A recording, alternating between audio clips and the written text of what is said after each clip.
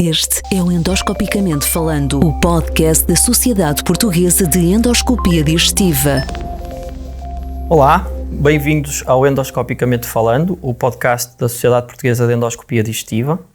O meu nome é Filipe Vilas Boas, eu sou médico gastroenterologista no Centro Hospitalar de São João e sou também secretário-geral da Sociedade Portuguesa de Endoscopia Digestiva. Comigo hoje está o Dr. Miguel Bispo, médico gastroenterologista do Centro Clínico Champalimau e também um elemento importante da direção da Sociedade Portuguesa de Endoscopia Digestiva. Hoje o que nos propomos é ter uma conversa, ter uma discussão sobre um tópico muito relevante no foro da gastroenterologia e da endoscopia digestiva, que é o cancro do pâncreas. Miguel, vamos falar um bocadinho sobre o cancro do pâncreas, tentando explicar aos nossos ouvintes em que é que consiste este grave problema de saúde com o qual lidamos diariamente. E acho que podemos começar por tentar integrar este tema e explicar às pessoas em que é que consiste o cancro do pâncreas e porque é que ainda está associado a um tão mau prognóstico atualmente. Bom dia, Filipe. É um prazer estar aqui hoje. É um tema realmente muito atual, de grande relevância clínica.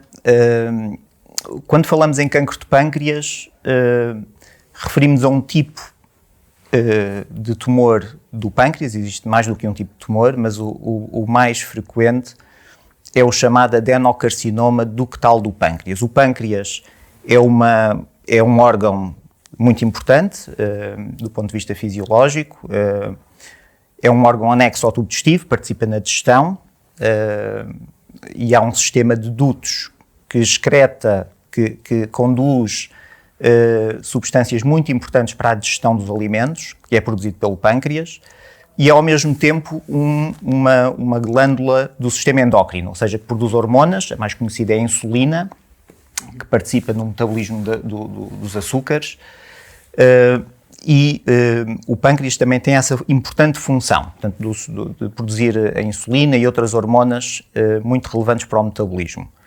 E o cancro do pâncreas surge exatamente no sistema de canais, de dutos, que conduz os produtos que vão participar na digestão.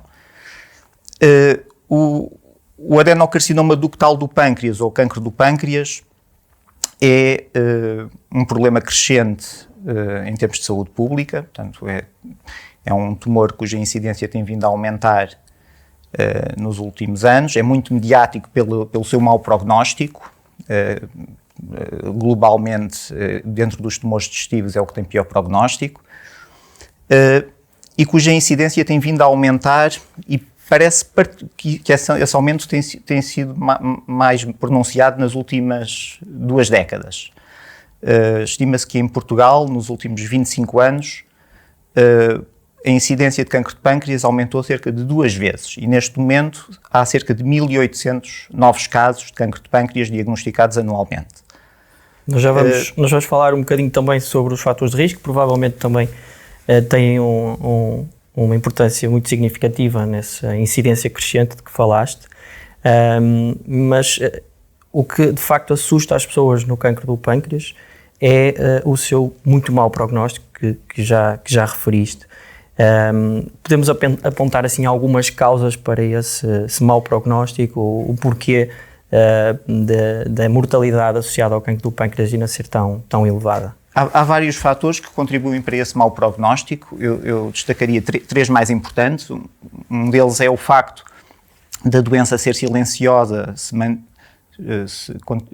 estar numa fase assintomática até uma fase avançada da doença. Geralmente, quando surgem sintomas, as primeiras manifestações do cancro de pâncreas, a doença geralmente está já numa fase avançada.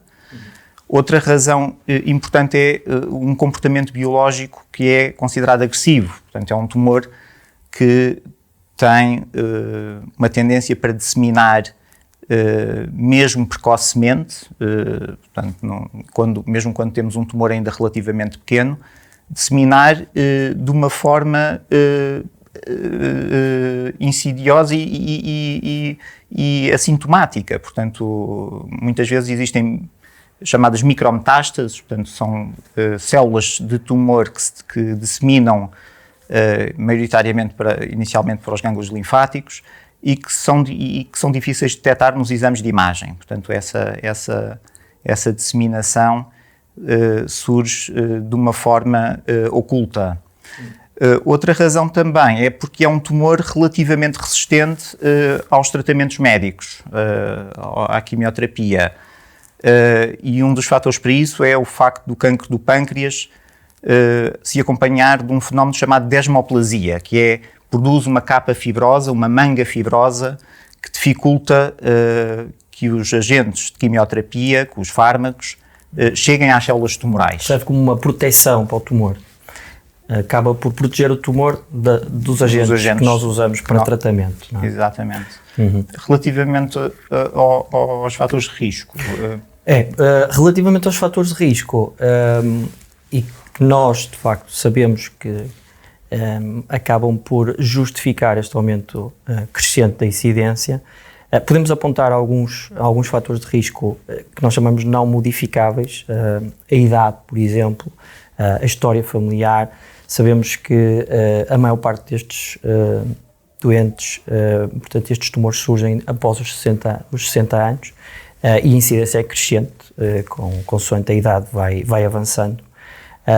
Relativamente à história familiar, também temos que ter presente que os indivíduos com história familiar de cancro do pâncreas, sobretudo em familiares de primeiro grau e sobretudo dois ou mais familiares do primeiro grau, acaba por acrescentar um risco significativo deste cancro nestes indivíduos e, portanto, podemos depois até discutir se isto não terá depois importância para selecionar este grupo de maior risco para um rastreio, uma tentativa de diagnóstico mais precoce, já que fomos falando aqui da importância desse diagnóstico precoce e que o diagnóstico tardio é uma das causas, é um dos motivos pelos quais o prognóstico não é animador neste tipo de cancro. E depois temos um conjunto de fatores modificáveis que é aqui que queremos passar a mensagem para o público em geral, porque em termos, nós como médicos temos essa responsabilidade de informar as pessoas de quais são esses fatores de risco e depois as pessoas individualmente também tentarem reduzir esse risco adotando um estilo de vida saudável, porque nós sabemos que sobretudo o tabagismo, o consumo de tabaco tem um impacto muito significativo no risco. A obesidade, o excesso de peso, também há alguns estudos que apontam para um impacto significativo também no risco de cancro do pâncreas. E depois a diabetes tipo 2, sobretudo diabetes de longa data, também foi associado ao maior risco de cancro do pâncreas e convém que as pessoas adotem um estilo de vida saudável, pratiquem exercício físico, percam peso, não usem tabaco, façam também um consumo regrado do álcool, porque sabemos que o álcool está associado e é fator de risco para a pancreatite crónica, que é uma outra doença que está associada a um risco aumentado de cancro do pâncreas. E depois há um conjunto de signos hereditários mais raros. Nós sabemos que a grande maioria dos cancros do pâncreas são esporádicos, depois há um pequeno conjunto de doentes que têm associado um síndrome hereditário que aumenta o risco de cancro do pâncreas, aumenta o risco de outros cancros, de outros tumores, mas também de cancro do pâncreas, e esse grupo podemos depois selecionar para o rastreio e para a tentativa de diagnóstico precoce. Falaste, desculpa, Filipe, da diabetes como fator de risco para o cancro do pâncreas. Devemos alertar também que a diabetes de início recente é um importante sinal de alarme. Portanto, o aparecimento de diabetes de novo, em particular numa pessoa magra, que não tem outros fatores que geralmente se associam à diabetes, como é o excesso de peso, deve alertar para um possível cancro de pâncreas. Portanto, diabetes de início recente numa pessoa magra, sobretudo depois dos 50 anos, e particularmente a partir dos 50, deve ser tida como uma red flag, como um sinal de alarme que deve nos levar a investigar a possibilidade de um cancro de pâncreas. Esses indivíduos devem procurar o seu médico, devem de facto fazer exames. E todos nós temos que estar alertados para que isso pode ser de facto um primeiro sinal de uma neoplasia do pâncreas, de um cancro do pâncreas, e temos que fazer um conjunto de exames para excluir esse tumor. Miguel, falaste da dificuldade no tratamento e na quimiorresistência e na resistência destes tumores à maior parte dos fármacos que nós utilizamos nos tratamentos de quimioterapia. Mas assim, no geral, e para que os nossos ouvintes também percebam um bocadinho em que é que consiste o tratamento do cancro do pâncreas, que armas terapêuticas temos à nossa disposição para o tratamento deste tipo de cancro? O tratamento do cancro do pâncreas deve ser selecionado com base em características do doente e do tumor. Obviamente que temos que ter em conta o estado geral do doente, o chamado performance status, o estado geral, as doenças concomitantes, chamadas comorbilidades, e um aspecto muito importante é a fase da doença, o chamado estadio da doença. Portanto, o estadio da doença é um fator determinante na seleção do tratamento. Para esta investigação, no fundo, para determinar o estadio da doença, existem alguns exames que são particularmente relevantes, como a TAC e a ressonância magnética, e depois também um exame endoscópico, muito importante e que tem sido uma importante ferramenta na avaliação do cancro de pâncreas, que é a ecoendoscopia, que conjuga endoscopia com ecografia. É um exame que é feito à semelhança de uma endoscopia digestiva alta com sedação, e é a forma mais confortável e segura de biopsar o tumor e termos um diagnóstico preciso.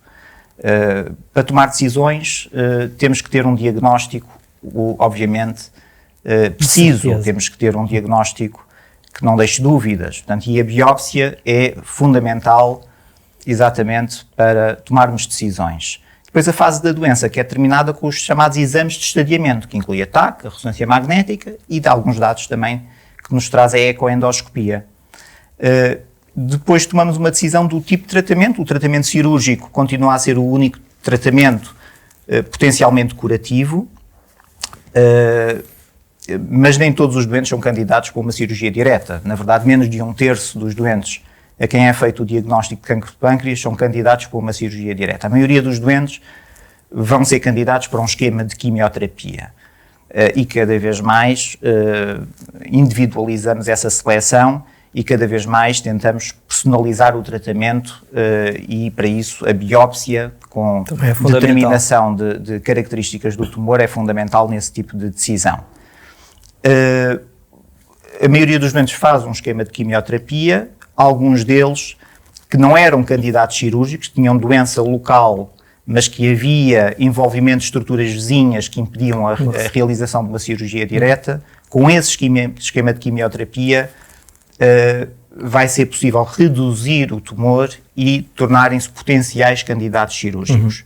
Portanto, na chamada doença localmente avançada, o fazer uma quimioterapia não invalida uma posterior cirurgia. Portanto, podemos tornar os doentes operáveis. Podemos tornar os doentes operáveis e pensa-se que isso é um dos principais fatores que tem melhorado o prognóstico do cancro do pâncreas. Apesar de continuar com um panorama global sombrio, tem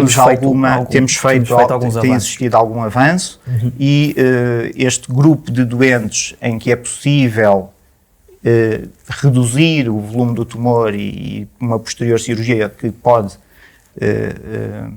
ser uma reseção completa, tem tido um impacto exatamente na melhoria do prognóstico deste grupo de doentes. Portanto, o foco é mesmo nós tentarmos identificar precocemente estes tumores, fazer um diagnóstico em estadios mais recentes, como disseste e muito bem, o tratamento também vai depender disso, a possibilidade de uma cirurgia potencialmente curativa depende de encontrarmos tumores mais pequenos, tumores ainda localizados ao pâncreas, e portanto importa nós identificarmos o grupo de doentes de maior risco. Já falamos dos fatores de risco e portanto já falamos de potenciais candidatos ao rastreio, ou pelo menos a uma tentativa de diagnóstico mais precoce, o que tem dificultado um bocadinho essa nossa capacidade é ainda não termos um método que seja sensível o suficiente para nós identificarmos estas lesões precursoras do cancro do pâncreas. Nós sabemos que a maior parte destes tumores se desenvolve a partir de alterações que ocorrem a nível microscópico, que não são visíveis pelas técnicas atuais que temos à nossa disposição, nomeadamente a ecoendoscopia, a própria ressonância, que também foi evoluindo muito nos últimos tempos, ainda não é capaz de identificar estas lesões precursoras. Temos um grupo de lesões precursoras também do cancro do pâncreas, que são as lesões císticas do pâncreas. Essas sim, nós podemos vigiar e sabemos já quais são as características morfológicas que as tornam mais suspeitas de poderem estar a transformar-se e poderem no futuro originar um tumor do pâncreas, um cancro do pâncreas, e esse grupo de doentes nós já temos bem definido qual é o algoritmo de vigilância, mas para a grande parte dos doentes que nós sabemos estão em maior risco de cancro do pâncreas ainda não temos um bom método para identificar precocemente os tumores. Ainda assim, há um conjunto de doentes que nós podemos selecionar para entrar num processo de rastreio. Falamos aqui daqueles que têm uma história familiar significativa, relevante. Esse é um grupo de doentes.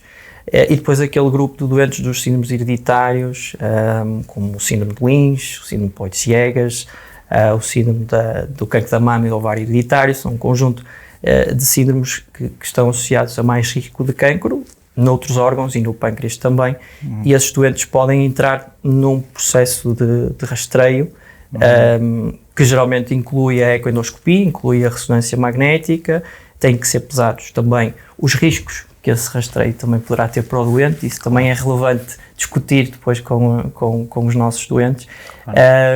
E também têm sido feitos alguns avanços em termos de novos biomarcadores para tentarmos identificar mais precocemente esses doentes. Relativamente a essa questão de arranjarmos um método de rastreio que seja generalizável à população, para fazermos um rastreio em massa, temos que ter um método que seja de fácil acesso, que seja que tenha uma boa acuidade, que tenha uma boa sensibilidade, uma boa especificidade, que não nos dê falsos positivos. Sim, isso também é um grande problema. É um problema do rastreio, são os falsos positivos, e a investigação tem muito que ir nesse sentido. Claro. Portanto, temos que procurar encontrar os tais biomarcadores que nos permitam fazer o diagnóstico de uma forma não invasiva e acessível. Esse comentário é fundamental, e a mensagem que nós queremos aqui passar é de que para a população em geral o rastreio não está de todo recomendado, e portanto, porque a incidência do cancro do pâncreas também a isso não obriga, e também porque, como já disseste, como já fomos discutindo, ainda não temos um método sensível o suficiente para que esse rastreio seja eficaz, ao contrário de outros órgãos, nomeadamente do tubo digestivo, como o cólon, onde já fazemos um rastreio com a colonoscopia e outros métodos na população em geral. Por último, temos só que falar um bocadinho de perspectivas para o futuro. Tu já foste abordando aqui um pouquinho daquilo que será o futuro de uma tentativa de encontrarmos métodos de rastreio mais eficazes. Em termos de tratamento, o que é que se perspectiva? Também já abordaste um bocadinho aí da visão mais personalizada do tratamento. Já temos isso para muitos tipos de cancro. Sim. E esperamos também ter isso para breve no cancro do pâncreas. Sim, a investigação tem sido feita exatamente nesse sentido. Temos que deixar uma mensagem de esperança, porque efetivamente temos tido algumas conquistas. A verdade é que o prognóstico da doença tem vindo a melhorar. Há uns anos, 10, 15 anos, havia um número que era a sobrevivência de 5% aos 5 anos, portanto esse era um dado histórico que se manteve durante muitos anos, mas que nos últimos anos, em particular na última década, temos tido alguma melhoria. Portanto, a taxa de sobrevivência aos 5 anos... Para os 2 dígitos, já estamos a conseguir lá. Já estamos mais do que o dobro disso, portanto, houve alguma melhoria, e isso é, obviamente, numa doença que é tão difícil de tratar, já é significativo. E esperemos continuar com essa tendência. Portanto, a medicina vai avançando a passos de diferente ritmo, esperemos que dê, de vez em quando, um salto. e esperemos que em relação ao cancro do pâncreas isso possa vir a acontecer. No tratamento não é muito fácil porque é uma doença do ponto de vista genético complexa. Encontrar alvos que sejam passíveis do tal tratamento personalizado é difícil, porque é uma doença muito heterogénea, há muitos genes mutados, é uma doença difícil desse ponto de vista, mas a evolução da tecnologia tem permitido definir alguns desses marcadores que permitem personalizar o tratamento. A técnica cirúrgica tem evoluído também, portanto a possibilidade de fazer reseções mais complexas tem sido possível, mas o tal salto poderá ocorrer quando tivermos os tais biomarcadores que nos permitem fazer um diagnóstico verdadeiramente precoce. E isso é que poderá alterar a história natural da doença. Obrigado, Miguel. Obrigado por esta conversa. Eu espero que isto tenha sido útil, toda esta informação sobre o cancro do pâncreas tenha sido útil para os nossos ouvintes. A Sociedade Portuguesa de Endoscopia Digestiva continua comprometida em trazer informação de qualidade e em esclarecer todos os portugueses e portuguesas sobre temas importantes na área da gastroenterologia e da endoscopia, onde a endoscopia tem um papel relevante e o cancro do pâncreas, acho que conseguimos passar essa mensagem. A endoscopia digestiva tem um papel muito relevante. Portanto, resta-me despedir de todos.